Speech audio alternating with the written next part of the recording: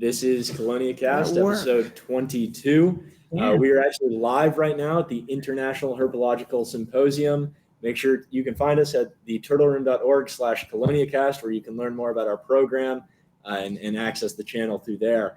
Today, we're really excited. This is going to be something new. This is the first time we've done a live session. We've had some technical difficulties, but hopefully that's all resolved now. We are joined today by Dr. Whit Gibbons, who really, I don't think needs an introduction here, but Dr. Gibbons has worked for many years with turtles and tortoises, doing a variety of different sort of research, and has published some incredible amount, at least 250 publications and at least 20 to 25 books. We are also joined by Meg Hoyle, who works at works for an ecotourism company in South Carolina.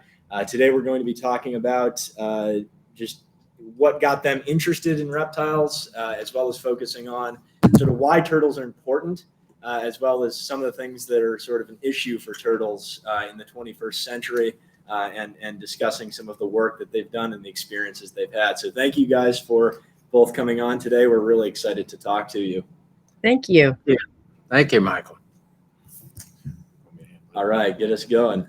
All right, so we start them all off pretty much the same way, and this is like a separate response from each of you guys. What got you into reptiles to begin with, and more specifically turtles, and how did you end up where you are? Oh my! Well, I guess I started off interested in reptiles and amphibians when I was about 4 or 5 years old, and I just happened to have a family that put up with it. Okay. And so I just liked them. And turtles in particular, I particularly like snakes. But when I went to Michigan State for those doctoral research, there weren't that many snakes in Michigan compared to the turtles. So I decided to work with turtles. And I like turtles too. And I've just have been fortunate to be able to make a career out of working with these animals, and hope to keep still doing it. How about you, Meg? What sort of got you started with reptile research, or sort of your path working with animals? I was fortunate to meet a retired science educator when I was very young at Edisto Beach, and so she got me involved in her volunteer work with the Sea Turtle Project when I was 8, 9, or 10 years old. So it was an educator reaching out to a young person who cared about the environment. And at that age, I just knew I liked animals in general. And then that led me more specifically into sea turtles and then working with them. But I do like the environment and outside. But like Whit, it was a vehicle for me to get to do what I loved, which was be outside with animals. Right. That's really interesting. I think that, that's fundamental for getting people interested in reptiles or animals in general, is that early kind of getting kids out in nature, really, to see that there's something beyond screens nowadays. Something that is kind of interesting, a lot of our listeners are younger, whether that be pre-collegiate or actually in college doing work. One of the questions that we've gotten a lot when we put out sort of questions that listeners can submit is, what are some of the obstacles that people pursuing herpetology in an academic sense should look, I guess maybe not look forward, but should look ahead to think about experiencing at some point? What is one obstacle that you faced in your career, getting your master's or PhD in kind of that trajectory, something that was hard, that maybe was unexpected, that people should kind of look out for? Your turn, Meg. All right, I'll start. For me, I did well academically, but it was a struggle for me. I did not enjoy classroom learning, and I wasn't exposed to very much field work. So for me, it was the entry-level biology classes. I went to a college that really stressed pre-med, and so I don't know if they were harder than other intro biology classes, but it almost derailed me for a little while. It was very hard to get through for me academically. So that, for me, I had this passion and I wanted to work with animals, but we're learning about cells, and I wasn't making the connections. So that for me was a little discouraging. I spoke with a professor because I had taken a lot of art history by the time I needed to declare my major, and I wasn't sure if biology or art history would win out. But she said, where do you envision yourself? And it was not working in a museum. So I do think don't be afraid of the academics. If you really care about it, just push, you'll get through it. Don't let it discourage you. That excellent answer.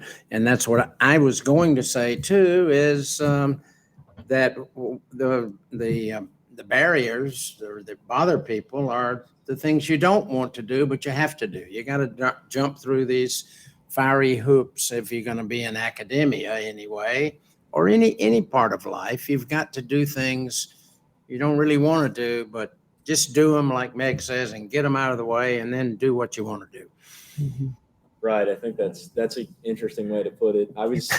I mean, it's a good thing, I think, and it's certainly something that doing the research I've done with the pond turtles has been apparent. It's you want to go out in the field and explore and actually learn something about the animals, but then you realize that you actually have to apply certain. For example, what I'm doing now is actually more, I think, calculus than anything else. So it's just you have to get you have to get permits. You have to get permissions to do. I mean, those are barriers to getting where you want to be. Right. And you just want to knock them down or get over them somehow or another. But that's and I think Meg put it. Don't get discouraged. Just do it and get it done. Get it behind you. Yeah, we will definitely take that to heart as all of us go on with our careers, and I think that's good. You got to work at it. Well, maybe that would be the thing. What do y'all consider as barriers? Yeah, let's open that up. I think like anyone going into the realm of like biological sciences encounters, whether it's like a general chemistry or like particularly OChem, like no one likes it, but it's just one of those things that you have to. I agree. Yeah, I think I that's relate to that. definitely a Yeah. For some people, certain disciplines click more than others. And Yeah. if you have to apply That's right. like a lot of different things for a single goal, that alone could be kind of a barrier. So Yeah, we'll get started with the turtles in a second, but I think that for me, it's actually the technology. I would say for about 30 minutes before this started, we were all trying to figure out this, but I actually dislike it, but I've learned to deal with it. So, well, to a certain extent, I still get upset sometimes, but much longer. It's a work in progress. So, yeah, I think maybe we can transition into talking about the turtles and maybe taking a step back. I think when we look at research questions and come to symposia like this, like for all of us that attend, there's obviously sort of an intrinsic value to Chelonians or reptiles in general, but a lot of times maybe we don't think, how do we make this accessible for people that don't understand our love for them, or even make it something that it demonstrate that it's actually important, and what metrics should we be using to demonstrate what is important for? So maybe we can just talk about some ways that turtles are important and why people should care about conserving them. There's a lot of ways they're biologically important. I mean, about just the basic things you and I have talked about before, like seed dispersal. They're good. They're intricate parts of ecosystems, the food webs, that kind of thing. But I think turtles are important. They just have this intrinsic.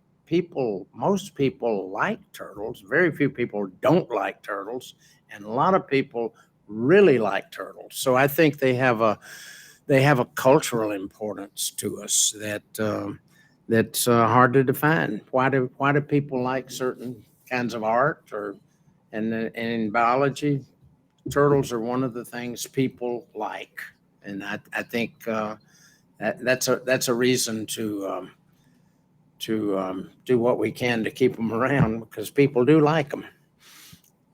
I don't know. Meg probably has a more elegant answer than that.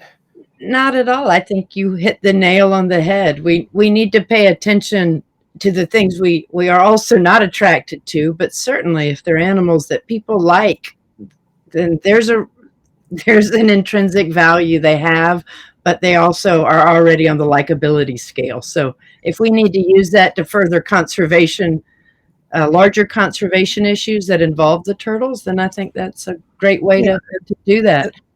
Right, and I think turtles have that bio personality we like. They're patient, like Michael, how patient he was setting all of this up. Persistent, they don't stop. They seem to just roll with whatever we're giving, whatever the world's giving them. They keep plodding along, and they've been doing so since the dinosaurs. So they must be doing something right, and we can learn from them. That's interesting. One of the things too that you've done some work with is looking at biomass of turtles. That's kind of an interesting metric. Maybe you can talk about why is that important to look at, and in what context have you researched that with turtles? Well, my involvement with looking at biomass has been just studies to go into particularly aquatic ecosystems and see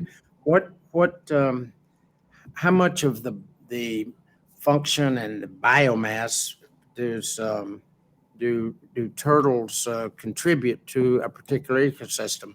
And it turns out they're often they, in terms of just biomass, just happens to be one easy thing to measure. How much do they weigh? And if you look at a lot of lakes, probably most lakes, certainly in the southeast, probably have biomass of turtles is more than most other things in the lake. Just in other words, which means energy is going through these turtles, and they are an integral part of the ecosystem. And biomass, you pick that because we've had some publications, but it's just easy to measure. It's easy to measure how much impact an animal or a plant is having on the environment. It's how much how much of a part of that environment is it, or that ecosystem? I don't know. Meg again, probably. Tell us about it, Meg. You give me too much credit. I like I'm going to paraphrase the Aldo Leopold of, you don't want to lose the pieces of the watch until you know what they all do. And the turtles are a macro consumer in these environments, so they're an important part of it. And as we were saying, you measure that biomass and you start to realize how big a part of it they really are. There's something that people see a lot. I'm on the coast, and the Diamondback Terrapins are somebody can live there their entire life and never really notice that that's the little head they're seeing popping up. There's just not a lot of awareness often. Yeah. And but I'm not sure where you brought up biomass, but what other aspects of, in fact, terrapins is that's a good turtle to talk about, because it's the only turtle in the world that lives only in the estuarine environments. I mean, there are turtles called terrapins in Asia, but they're not like our terrapins. Diamondback terrapins, they live in the brackish water only. And Meg did one of the great studies on Diamondback terrapins for her master's to show how we're affecting them, which is with some of the crab. Right. Yeah, you can tell them quickly that. And then, well, before you do, I'll tell you, terrapins are really special as turtles, because they're the only vertebrate that I can think of that spends its entire life in the brackish water and doesn't go into fresh water. Just quick excursions, but shortly, or salt water, and lives totally in the brackish water. There are a lot of fish that do that, but they go into salt water. I mean, like the fish come in salt water or fresh water to breed, for instance. But far as I know, can you think of another vertebrate that stays only in brackish water? I have thought about that since I first heard you say that many years ago, and I still haven't come up with one. Oh, good. Okay. Well, anyway, tell them what you did. Can you do that? Because Sure, yeah. it's a great story. I was working for the Department of Natural Resources at the time, and I asked the biologist that I was working with what she thought would be an important master's project that would have management implications. And at that time, there was some talk about incidental capture of Diamondback Terrapins in commercial crab traps, but nobody was looking at recreational crab traps. So we were able to look at the possible impact, and the possible impact is a significant one. And just in a season or two, someone could accidentally outfish a creek that does not have the input. Once terrapins are adults, they're going to stay in their same zone in their creek. So there's not a lot of movement between creeks. Whit's research had found. So we realized if we were accidentally taking them through, just say, a couple of crab traps, that could wipe out that population in a couple of years, and it wouldn't be replaced by neighboring creeks. That's pretty interesting. I seem to recall a publication too. Was this, you may have mentioned, but was this at Disto or Keil, or what location was this? Maybe Keil, but she's at Edisto now. Right. But yeah, go ahead, Meg. The work was with the marked populations and the Kiowa program. That's it. There was some publication recently, I think, that did something similar to that and quantified and said that actually compared to data that was taken from the 80s to late 90s, from I think mid to 2010s, or actually before 2010 to 2013, some range. Essentially, past data from there compared to more contemporary data showed that the rate of terrapin deaths has actually gone up. Maybe you could speak to that. That's the crab traps that could be causing that, but is road mortality something that also contributes? I'm not sure. Whit, do you know that study? I'm not familiar with it. I'm not sure exactly what study that would be, but I think terrapins are declining in a lot of places. Road mortality is a big problem. It turns out at Kiowa, that's not a big problem, but at what is it? Where is it? I saw one this week on the causeway going to Edisto. So any of those causeways, Jekyll Island, I think Pawleys Island has had problems with them, with that nesting females getting hit on the causeways going out to the beaches, because the females are coming out of the marsh onto those high berms that they build the roads on. So you're not only losing a terrapin, you're losing a nesting female.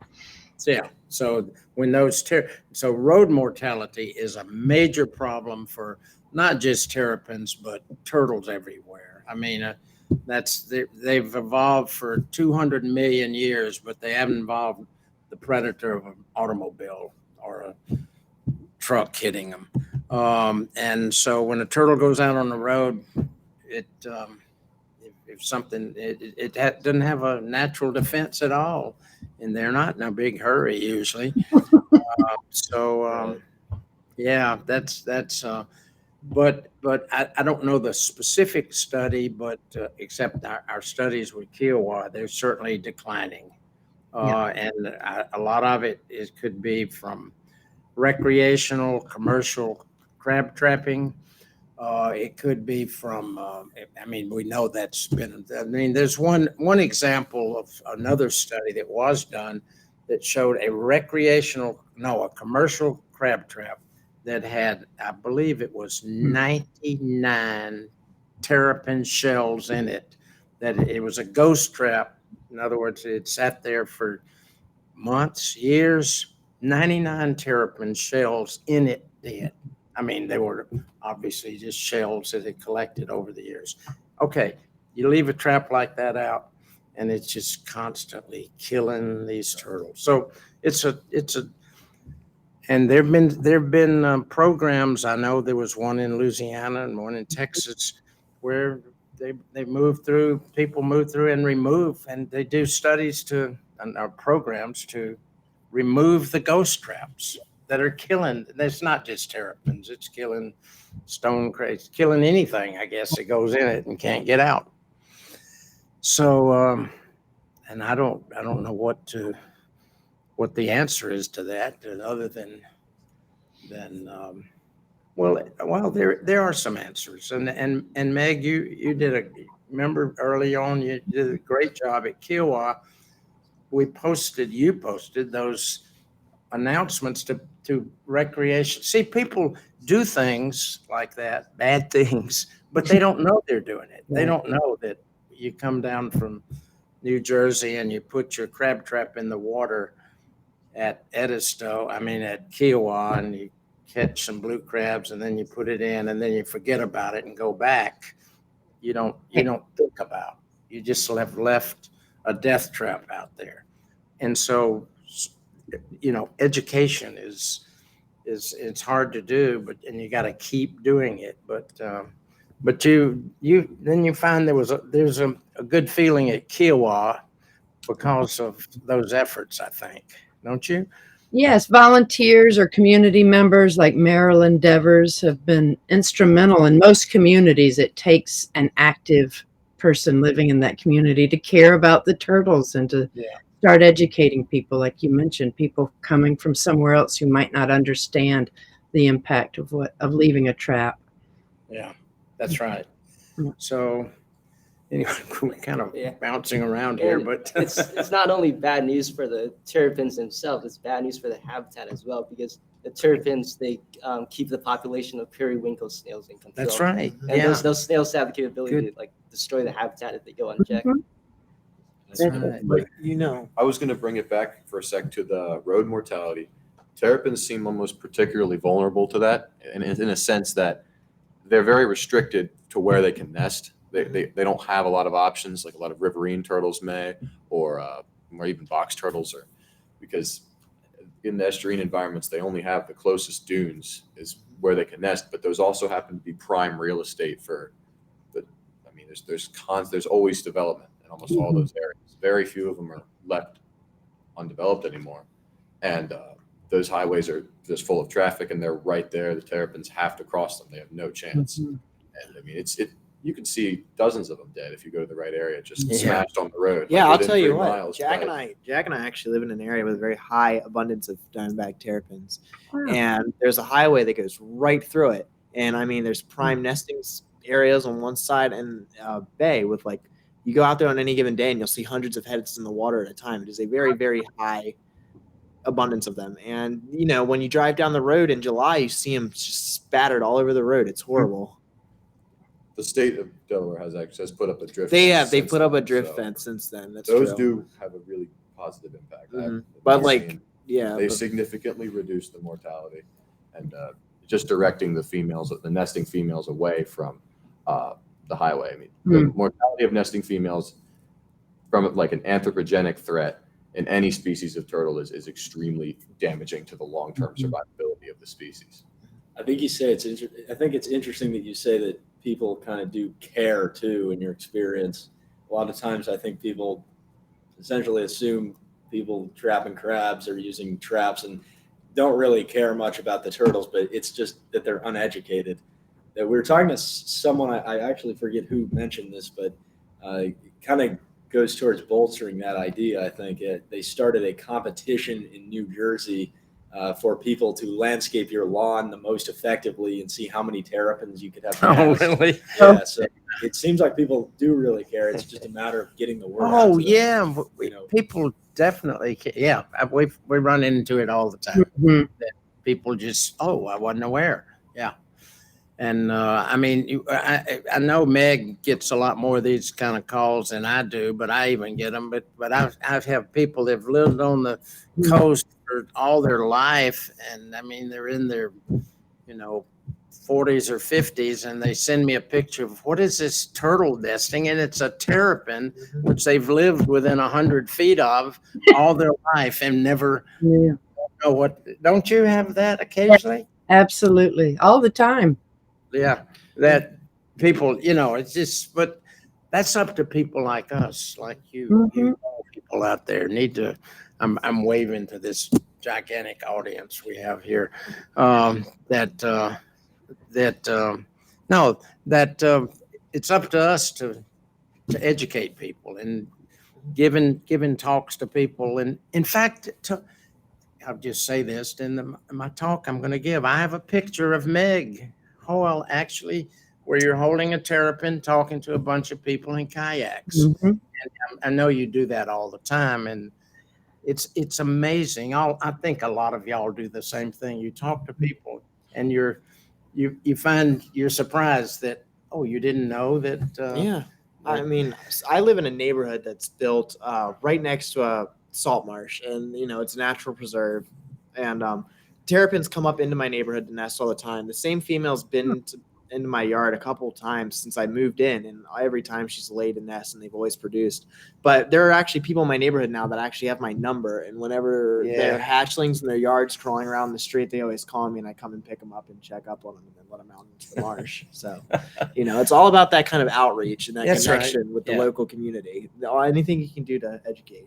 Very important. Yeah, that's right. You mentioned something earlier too that was interesting. It's seed dispersal and the roles that turtles play there. I think we've hit home as kind of used as a flagship species, or as Ken mentioned, kind of regulating prey species populations and kind of a trophic level.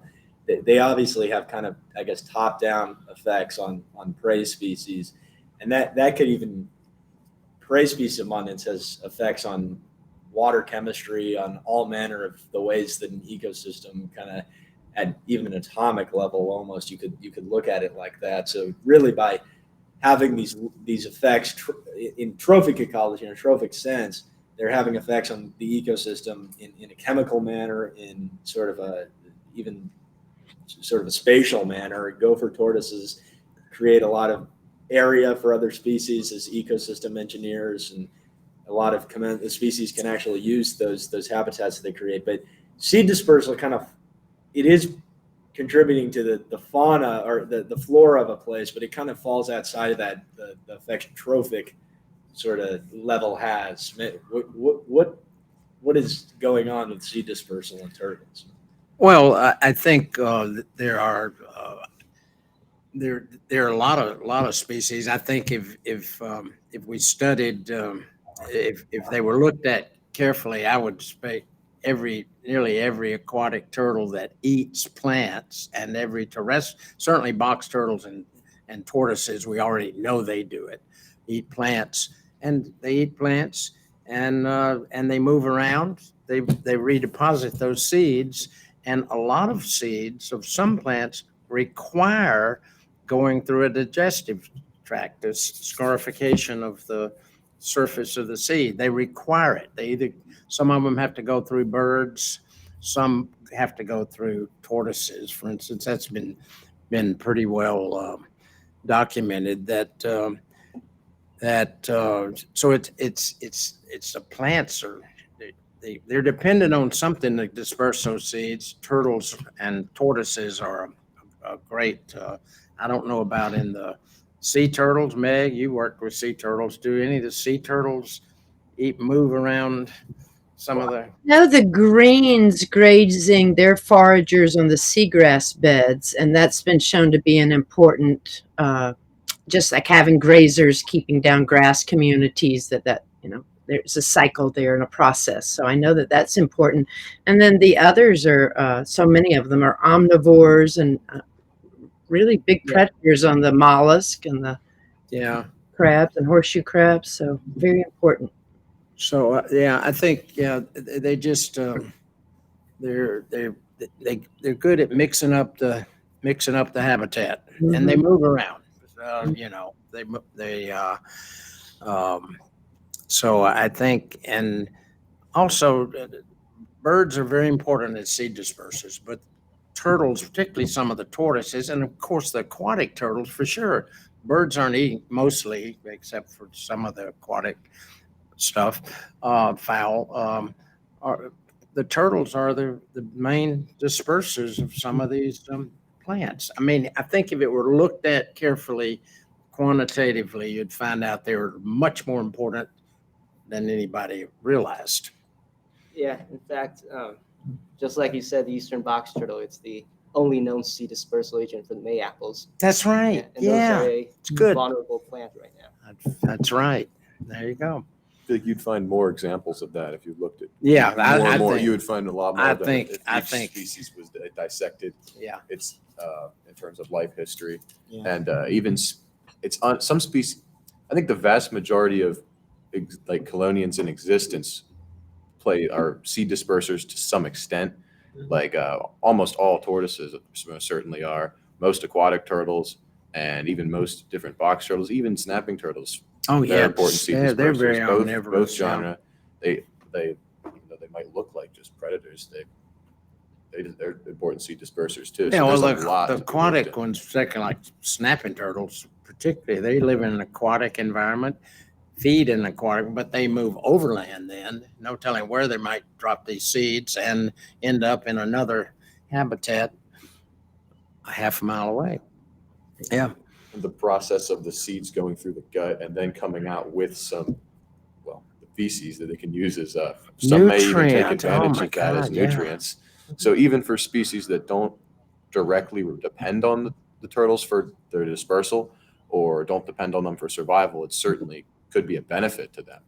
And Yeah. even without, say, if a given species of turtle was suddenly removed and the structure of the, I guess you'd say the flora present, some may go extinct or the ones that may have relied on it, but everything's going to change because almost all are going to be affected in some way. Right. Yeah. Something I think that is the seeds and everything. It's interesting. Mentioning the sea turtles too. Something that might not get as much attention is the bioturbation that turtles do, and you're I think sort of hinting at that and the fact that they're grazing and such and could potentially spread certain species through that kind of mechanism. They're also really kind of rooting around in the ecosystem. There's a study on loggerheads. They actually coined a term called in-faunal mining, where the loggerheads would dig for different mollusks, and just in the process of digging, when they analyzed the sort of microbiome that were in those pits that they created, it was much more diverse than in any other spot. So just the act of actually changing the landscape can have impacts on the landscape itself in terms of what's living there. And it's kind of an interesting thing that even microscopic sort of changes can exist with capacity. Right. Yeah. And That a lot better. Exactly. gopher tortoises are, yeah, the paragon of that kind of thing. And in fact, even sulcata, which most people think of as pets here, but where they really live, over the Sahara, they dig, I think what they turn up in terms of bioturbation. And of course, yeah. So I think it's, I think gopher tortoises and armadillos maybe are doing a lot more to move the soil around in a positive way. I think it stirs up seeds. It's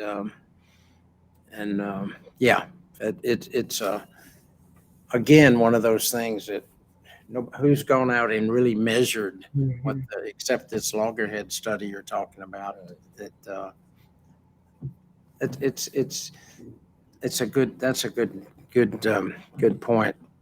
Yeah, I think it's really just in the discussion about this, there's so many variable ways that I think are pretty easy for people to understand that they might not really think that turtles can have these effects that are far-reaching ultimately, that actually have impacts on us as humans, because we're just as part of the ecosystem as anything else. And in certain ways, maybe more reliable in terms of how we've built up society. And keeping turtles as is, I think, helps us ultimately in maintaining a balance that exists between nature and how ecosystems all interconnected. And I think that we remove a crucial piece. I would say turtles probably, they seem to be, given the conversation we've had about this, that could really be detrimental to us. Right, yeah.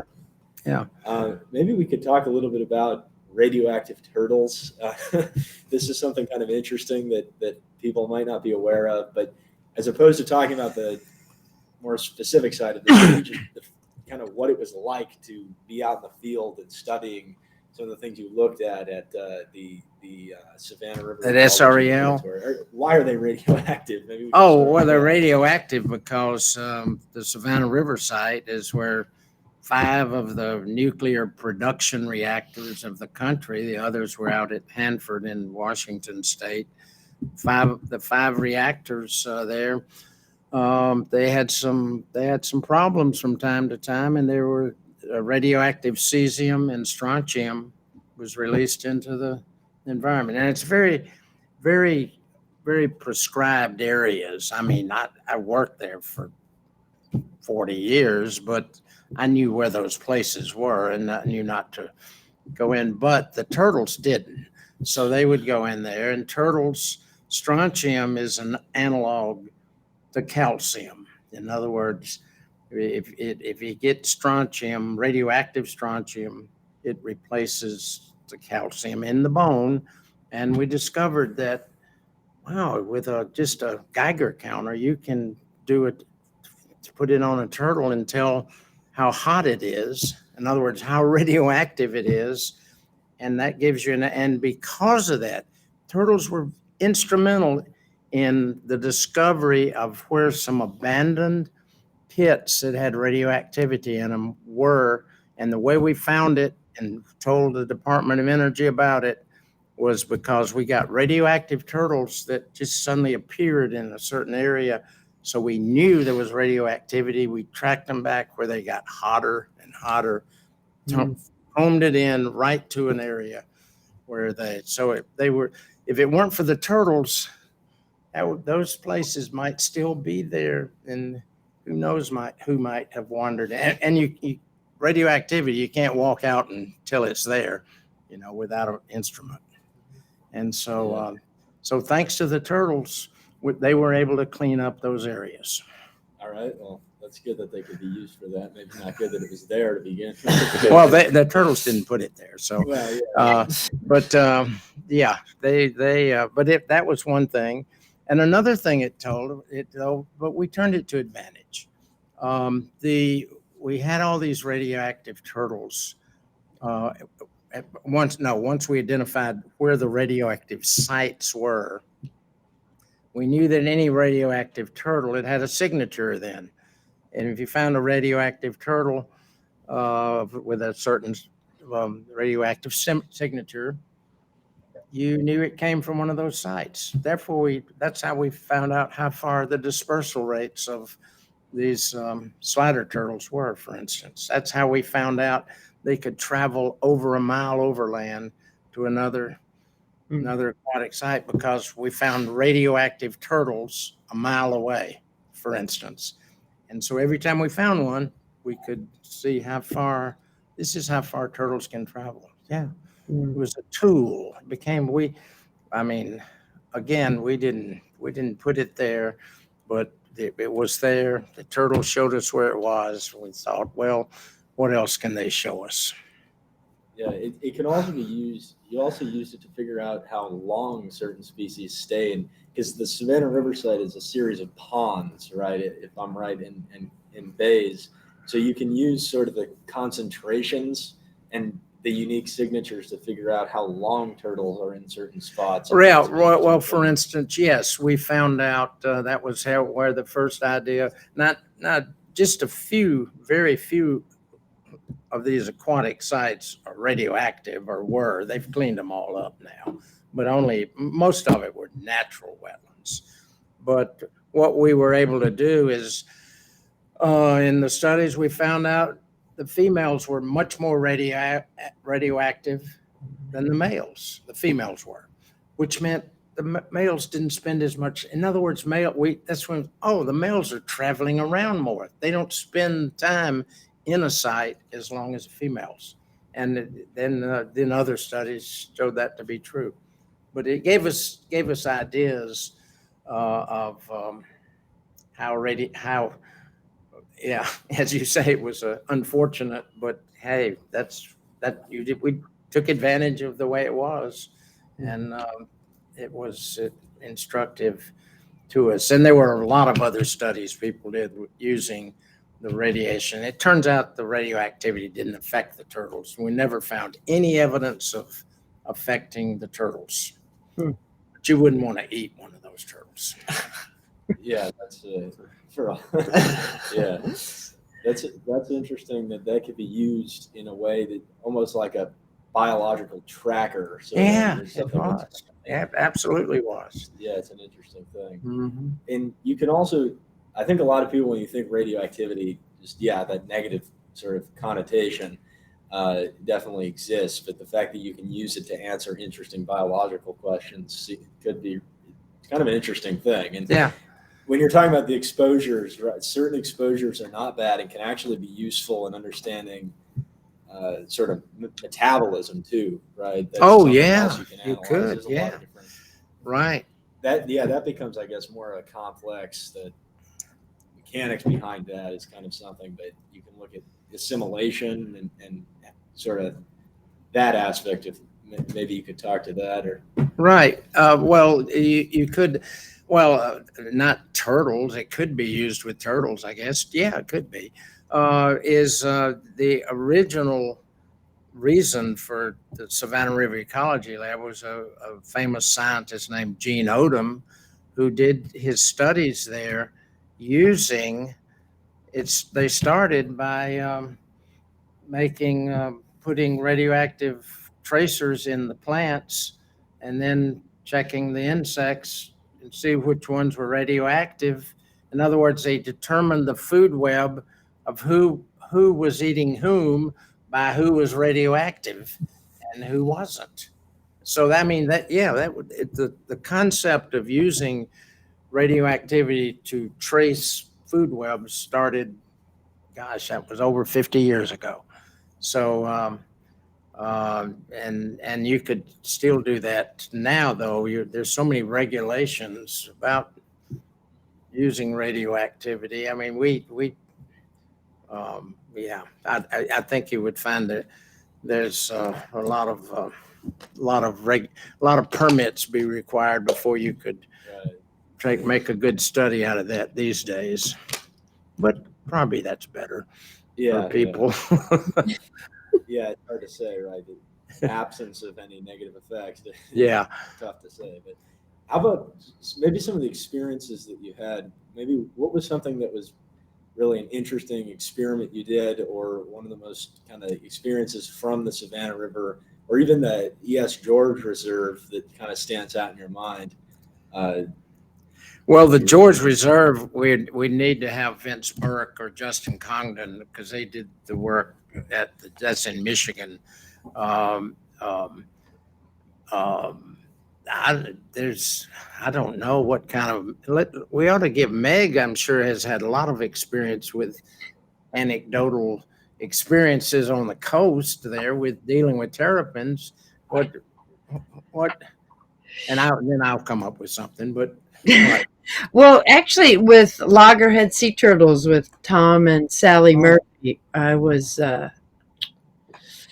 think I was a technician working with them when they were doing some research with Ken Burke from North Carolina about homing based on the magnetic field in the turtle brains, and they put these big magnets on these loggerheads. And I was with Tom Murphy, and we would just follow these turtles every day in a boat. We had radio tags on them, so we could follow them with the radio tags. And getting to follow a turtle and how they picked, they would take a compass reading and they would stay right on it. It was amazing. We were in the boat with the compass following this turtle, and they did not waver. They were right on those numbers. That was amazing for me to see. Just a straight line, huh? Yeah, when they knew where they wanted to go, they did not waver. Yeah. Well, I think one of the, in fact, it came from from that study of finding out that how turtles moved away from these radioactive areas to other lakes overland as far as a mile in one case, couple of cases, that we came up, it became the question, can these turtles find an aquatic, how do they know where, it's like Meg's talking about, these turtles know, these were sea turtles she's talking about, they know where they're going. Alligators do the same thing. Anybody that studies them will tell you they know where they're going. I'm talking about miles away. And the turtles, a study done by a student at SREL, Rebecca Yeomans, determined what we found out from other studies, find it has to be true, is she did a great study with putting turtles in the middle of the wood, slider turtles, and there were 4 ponds in different directions a mile away. Nothing between, except woods between where the turtles were, and they weren't going to live there because it was a terrestrial area. These are aquatic turtles. Every one of them would go immediately, straight lines to one of the ponds, and they would always go to one was closer than the other, it's over a half a mile away though, right through the woods, and but only on sunny days. So in other words, it was cloudy. So it's one of those kind of studies that there's it made a lot of other questions come up, and that's all published. But how do they know their way? It's an interesting question. Were all those turtles, I'm assuming they would have not been, they weren't collected from any. No, they were all from other Completely separate area, yes, yeah. right. And they were placed. Totally new area to them. Completely, they would have no preconceived idea of They where were any placed habitat out of is. sight of the water too. Oh yeah, Right. just woods. Yeah. You could see They the must sky, find but you another way. couldn't. I mean, there were trees. Yeah. We talked to Craig Adler on the podcast it's not something that's released yet. He's done a lot of work with, I guess, Polaritaxis and Phototaxis and lizards, and even deciphering between those two things, because I think the line is kind of thin. You actually have to do a controlled experiment to distinguish between the two. But it seems like that would at least support the idea that there's some sort of time compensated sun compass that they're using. Yeah, Do you think yeah. that that's the case? Or I guess we don't know. I do think so. My hypothesis is somehow they detect polarized light reflecting off of the surface of the water, and they can see where water is because it reflects differently. I don't know. What do you think? Is that possible? I mean, the structure of the eye it'd be interesting to look at that. Well, actually, if you look at a slider turtle and any turtle a lot of the turtles that are aquatic, semi-aquatic, that go from pond to pond, they have a black line through their eye. Have you ever noticed that? Yeah, it's true. That seems to be correlated with more like the surface dwelling turtles, the ones that are spending a lot of time with exposure to the sun, to where they may use sight a lot. Tortoises have round pupils. They don't have and that. You don't see that in musk turtles or a No, lot of benthic they stay turtles that stay in the water. They stay in the water. They don't really move. In fact, the greatest comparison is river cooters, which stay in the water, versus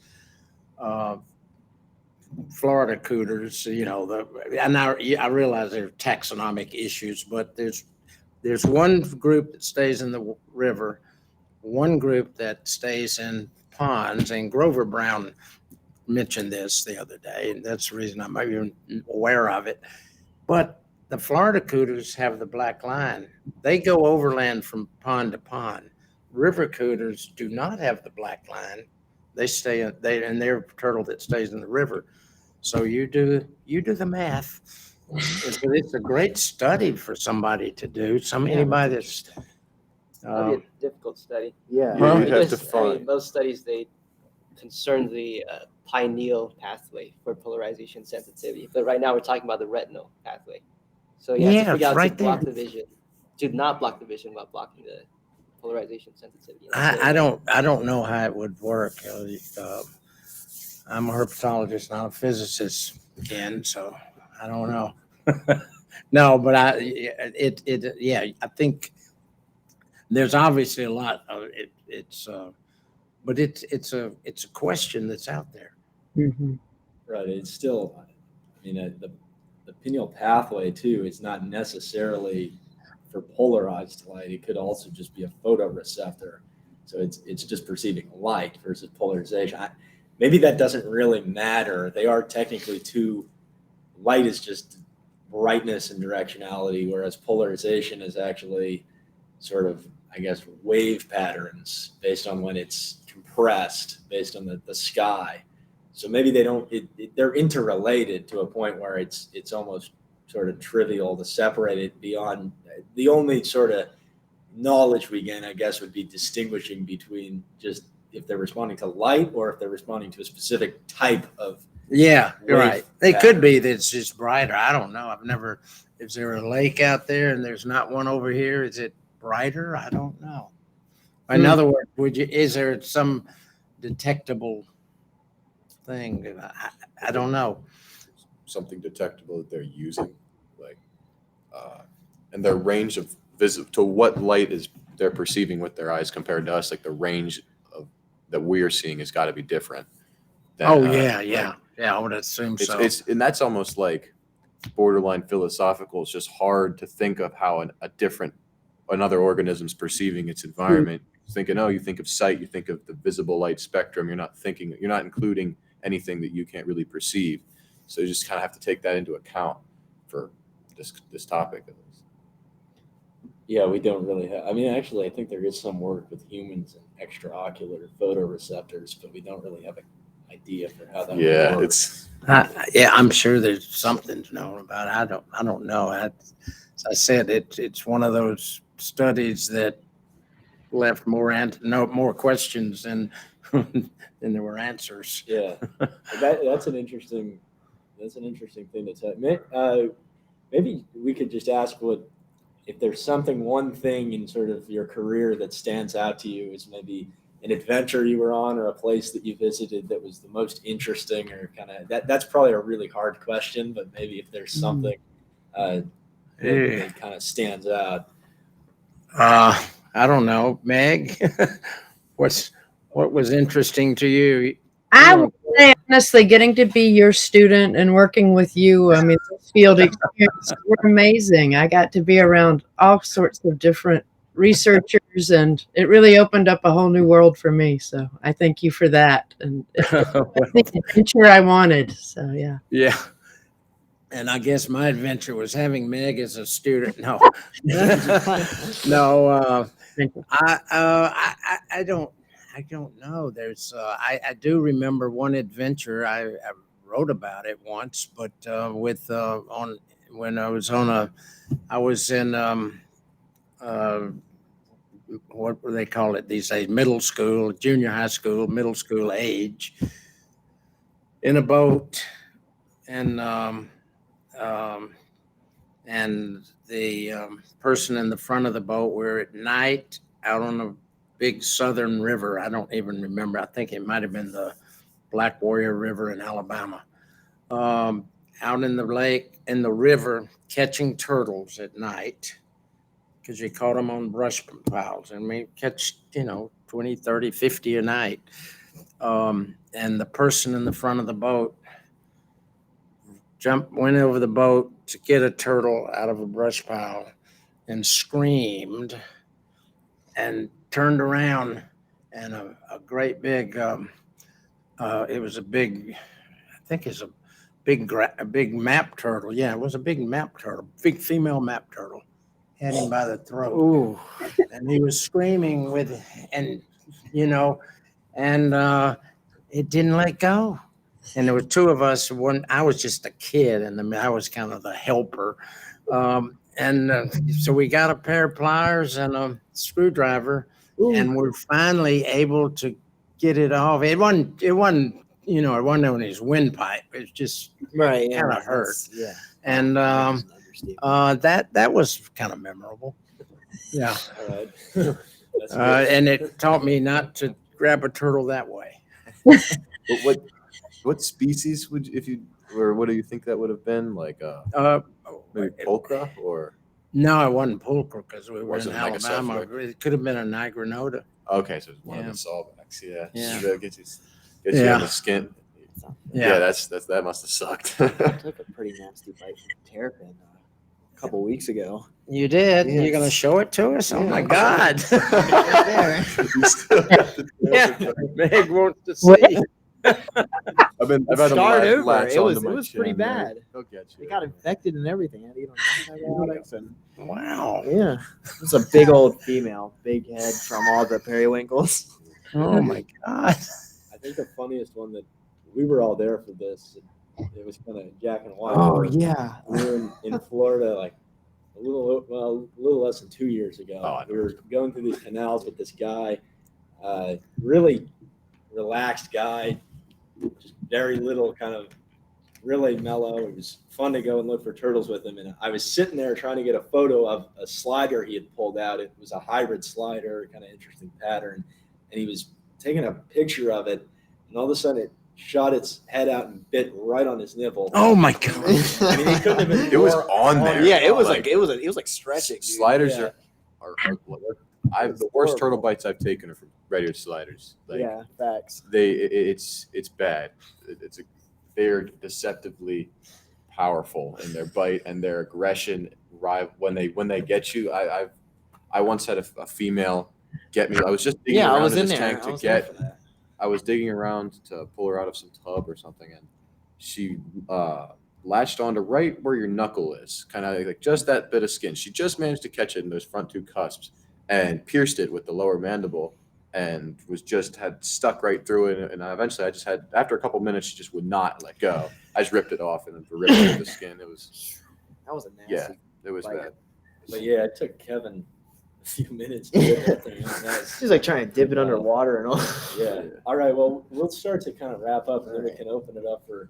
We filled the auditorium, so we can Pretty do packed in some here tonight. questions. But I guess maybe we can just. You wrote a paper recently that was, I think the title was "Where Turtle Ecology Has Been and Where It's Going."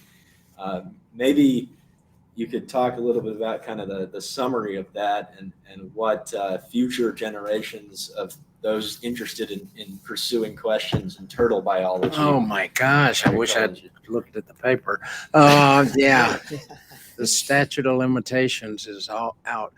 I think the whole point that was done with Jeff Lovitch, one of contemporary with Meg as a student, and Jeff is a premier turtle biologist. But what we did is reviewed some of the studies. Well, we reviewed what started turtle ecology. And who were the classics like Archie Carr and Fred Keil, the two famous turtle biologists that really set things off. And then we looked at some of the questions that maybe need to be answered these days. Like there's still lots of questions about sex determination in turtles. How many people have taken these turtles at a temperature sex determination where there are more females here and more males if it's cooler, and then there's some when it doesn't quite fit right, they say, well, when there's that in between, in other words, they're not very precise to me determinations of how sex determination really works. And of course, it doesn't work for soft shells, for instance. That's an area I think needs more focus, and how many people? One of the questions we ask: how many times have people taken those hatchlings that are supposed to be all females or all males because that's the temperature they were raised at? And raised them up to adulthood to determine, are they really all females and all males as they're supposed to be? Those are one of the kind of issues that. Another issue we ask about is there's the vocalization in turtles, river turtles, and has been proposed. If that's really true, then I think needs to be documented in maybe with some of the current auditory technology that's available, and uh, and I'm throwing these things out, and I realize some people may not be familiar with these particular topics, but I think you are. But um, and and then of course the real thing is conservation. I think we've got to do something, and I think things are doing. I mean, like Clint with talking about the Turtle Survival Alliance, they're doing. Clint Doak and Chris Hagan doing a great job with that kind of thing. But they need support, and we need other groups, and there are, I guess, groups all over the world that they're working with to do that. But it's a ongoing effort and that's where's turtle ecology going? It's going to go. It needs to be supported by other than just sea turtles. Sea turtles get a lot of support, but a lot of the freshwater and terrestrial turtles need a lot of research support to find out and that all folds back into can't do conservation without knowing the ecology of the animals you're working with. So that was some of the issues we talked about in that paper you mentioned. Do you remember anything else?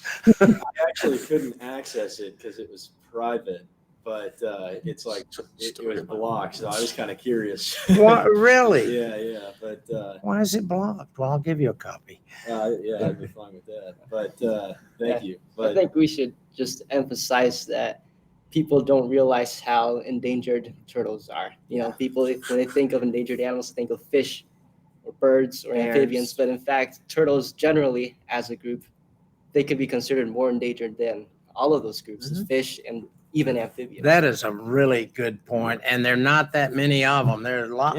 Yeah, I mean, you got a little over 350 or around kinds of turtles, and half of them are going to become. This is amazing. They've been here 200 million years, and half of them could go extinct if we don't do something within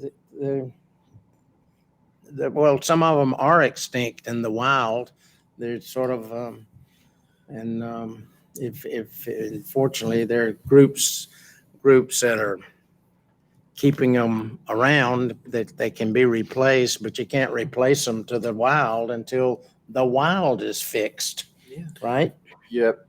And I think what really ties in with that, it goes back to the basic ecology of turtles in general. Is it's been their biggest, what's really allowed them to survive is their resistance to change, which can be good to an extent until they reach a change that is affecting them like extremely negatively to the point where they don't respond quickly to change. From their generations are extremely long. So short-term changes in their environments won't affect them that bad, while other species may be wiped out by those or may be negatively affected. And they've been honed by evolution for hundreds of millions of years, that almost all of what nature can throw at them, they have some way of avoiding it. But when a problem that they can't avoid is thrown at them, they're especially vulnerable to it because they cannot change quick enough to really escape it. That's pretty much what they're facing with all the anthropogenic threats. They're rapid habitat change within months, days, or years, like way quicker than they have any chance to deal with. And like even just collection for food and the pet, obviously they can't deal with that. It's unsustainable for them. Like other species may be able to reproduce faster to make up for those lost individuals. But each individual turtle that like mature adult in any population is a massive contributor for that species, for the ecosystem that it's in, and ties back to whole seed dispersal and everything. Like each individual is like disproportionately important for its species survival compared to animals that aren't turtles, that are reproducing faster, and it's more of a generational scale rather than individuals themselves. And the hatchlings have an extremely high mortality rate, and once they surpass that, they reach that point. Yeah, well, and I think turtles have a sort of a compensatory response to natural predation over time. They persist, predation and juveniles and the minimal predation on adults, but they don't have a chance with poaching and road mortality on it, which is on adults so often that and they haven't evolved for adults to take that kind of impact. And as you say, they take a long time, delayed sexual maturity, and generally low hatchling survivorship. But so yeah, we've created conditions they've not evolved to deal with. Right. We're like the perfect turtle killing predators, essentially. Like very few other animals have ever figured out how to do it efficiently and effectively like we can. Like tortoises have become, I know it's kind of a morbid way to put it, but the abilities we have with our intelligence and everything, we can bypass all of their physical, I guess you could say, defenses That's right. that protect them from virtually any other predators in the planet. For most turtles, even those that are predated upon by like for sea turtles, for example, like tiger sharks or something, are a big predator for a lot of them, but it's not really to the point where they can't handle it. Right. And that's that's as extreme as it really gets for most turtles.